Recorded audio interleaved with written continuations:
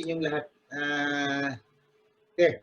The first workshop in the new CLP manual is entitled How Handling a Discussion Group. Actually, this is the same title of the third talk in the old CLP manual, which we adopted and made it to a workshop. Okay, the objective of the workshop, okay, is to give explain the role explain the role of the discussion group leader, the facilitator, in terms of his responsibilities of handling a sharing, group sharing, one-on-one dialogue, and the pray-over session. But at the same time, the other objective of the workshop is to provide helpful points or tips in order to build up the confidence of the new facilitators. The workshop facilitator can be a brother of experience leading a CLP, or a brother or a sister that had a previous experience of being a facilitator in the Christian Life program. To start with the talk part of the workshop, because this is a two-part workshop. The first part is the talk, and the second part activity. Our basic call as Christians is to be and bring Christ. I'll repeat that.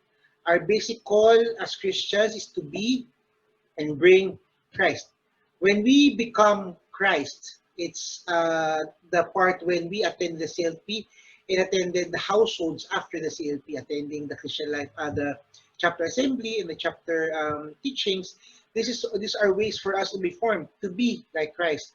But bringing Christ in that context can be done whenever we give a smile, whenever we help others, strangers, the poor, whenever we embrace a person who needs affirmation. These are ways to bring Christ to others. But in the context of CFC's evangelization program, bringing Christ is when we become a service team member of the Christian Life program. Just like what St. Paul said, we all form part of the mystical body of Jesus, of Christ, which Jesus is the head. Okay, we might be the forearm, the limbs, the neck. Okay, but for facilitators, we have that privilege and honor to be the hands and the feet of Jesus in that mystical body. Now, in our responsibility being a facilitator, in discussion group sharing, okay, please take note that in the new format of the CFC CLP, we still segregate the brothers and the sisters. This will give space for people to bear out, to share their minds and their hearts without hesitation. 3 points. Okay. First, always begin and end the discussion, the sharing with a prayer, in order for us to instill among our members that this is not any other ordinary activity. Because we start with the prayer and end in the prayer, we also ask Jesus to sit with us. That Jesus' presence be felt by the people sharing, okay, their thoughts, their feelings, their stories. That Jesus is not a foreigner or a stranger, but he's just there sitting and listening. At the same time, focus on the topic. That's the second point. Okay? We need to always stay on track. Okay? There might be people who might veer away from the topic because of their stories, but make sure that at the end of the sharing, you bring them back in answering the discussion group starters of that particular, of that certain session in the CLP. But at the same time, make sure that you distribute equal time to all members of the group. Okay, there might be people who might share a lot of things because they're talkative, or they're very enthusiastic and energetic in sharing. But there must be people as well who might be men of few words, okay, especially among brothers, okay, and might not really want to share at first. Just encourage them and affirm them, okay, be patient with them, okay. Third, establish a relationship amongst members of the group. Ensure that confidentiality is respected, is followed, that all sharings will just remain in the group.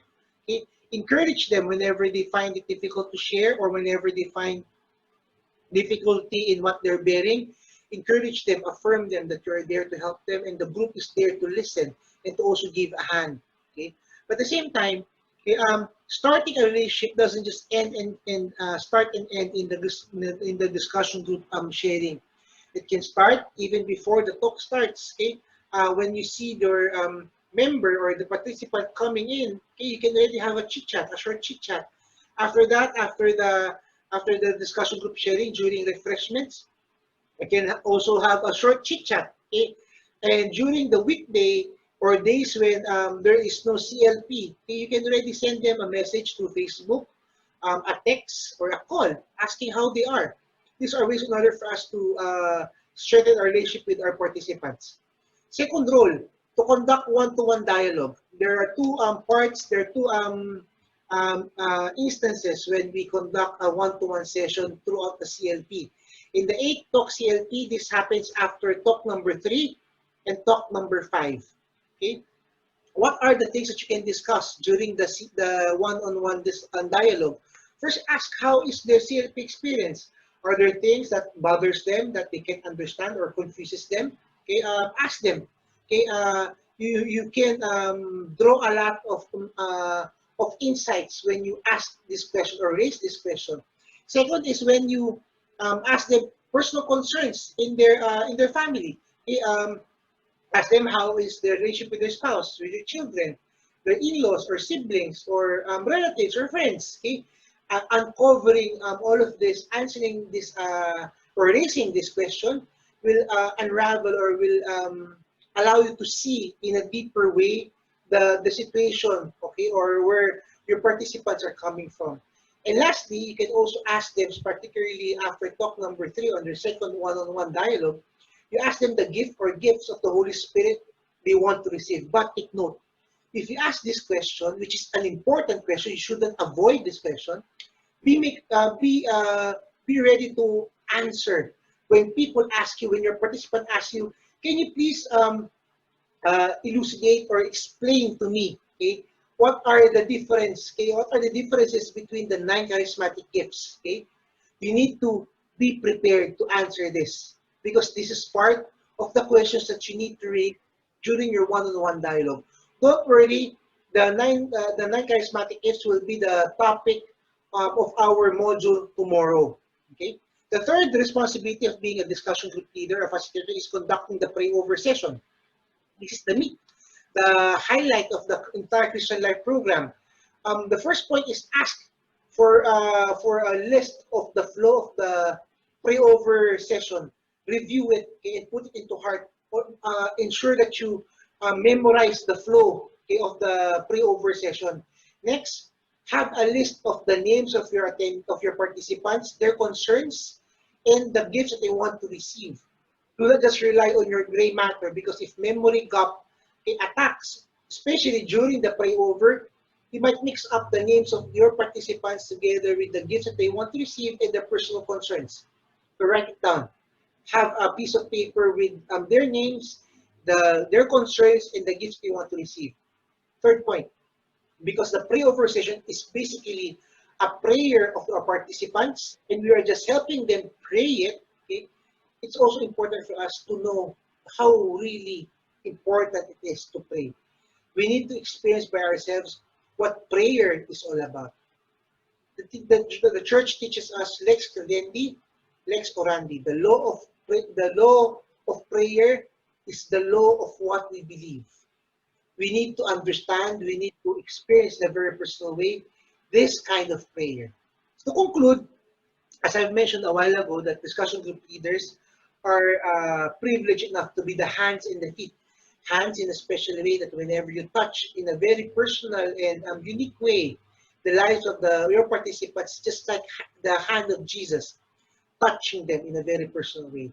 Feet, because we also accompany them in the path, okay, towards Christ, in the path that Jesus wants them to take that ends up with Jesus himself. So that ends, brothers and sisters, our the top part of our workshop. The activity is designed on a face-to-face setup, so we will not conduct it, but I'll just explain to you the activity.